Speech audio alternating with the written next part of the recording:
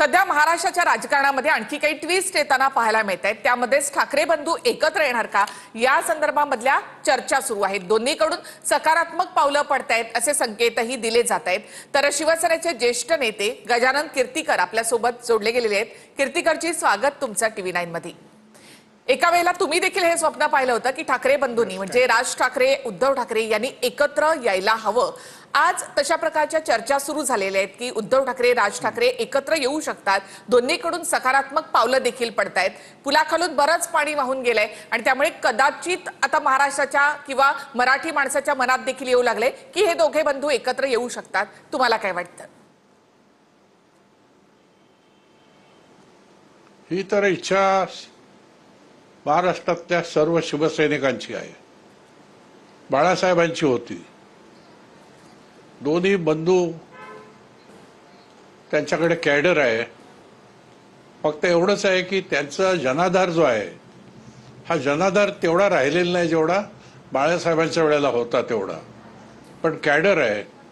आणि बाळासाहेबांच्या पासून शिवसेनेमध्ये नेतृत्व करणारे हे दोन आमचे युवा नेते, त्यांनी एकत्र यायला पाहिजे ही ना केवळ माझी परंतु महाराष्ट्रातल्या असंख्य शिवसैनिकांची ही इच्छा आकांक्षा आहे।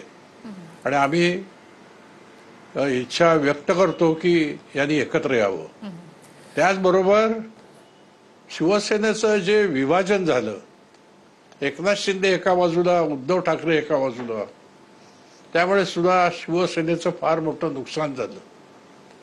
आज हे दोन बंधू एकत्र येणं तर गरजेचं आहेच, पण त्याचबरोबर ज्या पद्धतीने बाळासाहेबांच्या विचाराची शिवसेना पुढे घेऊन येण्याचा आटोकाट प्रयत्न करणारे एकनाथ शिंदे हे सुद्धा या युतीमध्ये एकत्र आले पाहिजेत। आणि भरभक्कम शिवसेना जी आमची होती बाळासाहेबांच्या वेळची ती आता तयार झाली पाहिजे, ही आमची मनोमन इच्छा आहे। कीर्तिकरजी, मनसेचे कार्यकर्ते, पदाधिकारी किंवा ठाकरेंचे कार्यकर्ते, पदाधिकारी असो, त्यांच्या मनात हे असं आहे की एक ठाकरे ब्रँड जो आहे तो ठाकरे ब्रँड टिकायला हवा। हे दोन बंधू जर एकत्र आले तर ठाकरे ब्रँड टिकेल, काय वाटतं तुम्हाला? खरी गोष्ट आहे ती, एकदम बरोबर गोष्ट आहे। ठाकरे ब्रँड जो आहे, जो बाळासाहेबांनी निर्माण केलेला आहे, त्या शिवसेनेचं विभाजन झालं आणि त्याचा गैरफायदा घेतला जातो राजकारणात महाराष्ट्राच्या। आणि त्यासाठी हा ठाकरे बँड पुन्हा अवतरला पाहिजे।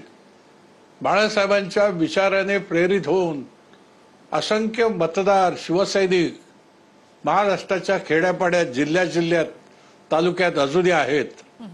हे जर दोन ठाकरे एकत्र आले तर त्यांच्या मागे ते भक्कमपणे उभे राहतील याची मला खात्री आहे।